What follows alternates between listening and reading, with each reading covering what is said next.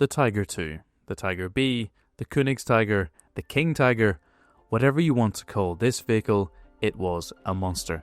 Weighing in at nearly 70 tons with an 88mm KWK-43 and some of the thickest armour of the war.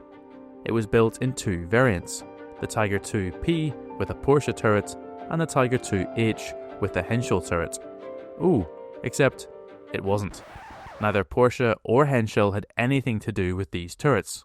Despite this naming convention is remarkably widespread through books, magazines and online forums, and because it's how these vehicles are differentiated in the game War Thunder. But have no fear. In this short video we will explore where these names came from, why they are wrong, and what you should call these vehicles instead.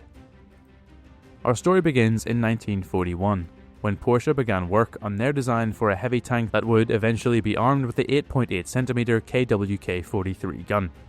This design was a further development of the VK4501P, Porsche's failed bid for the Tiger I, often referred to as the Porsche Tiger or Tiger P. Porsche was only designing the hull, however. The turret, just like that on the Tiger I, was designed and manufactured by Krupp. The VK4502P had an ambitious petrol-electric transmission system that promised almost unmatched automotive performance. In the end, this turned out to be a broken promise, and Porsche's design massively underperformed.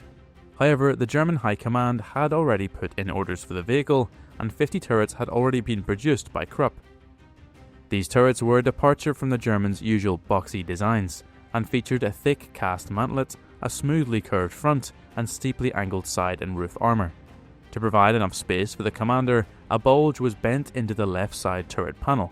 It was all quite complex. Anyway, rival firm Henschel had started their design for a KWK-43 armed heavy tank in October 1942, going for a much more typical design with a mid-mounted turret and a standard power plant, and building on the success of the Tiger I. This new design would be known as the VK4503 or 03H. Due to the glaring flaws in Porsche's hull design, the Henschel design was selected for the Tiger II.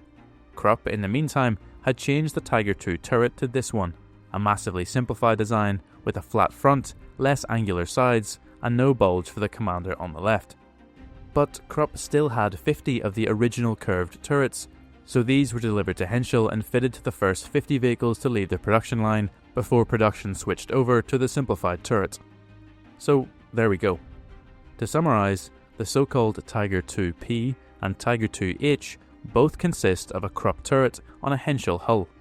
The first 50 vehicles were simply fitted with Krupp's earlier turret design, the design that, when ordered, had been intended to go under the Porsche hulls and thus was cursed with the Porsche turret moniker.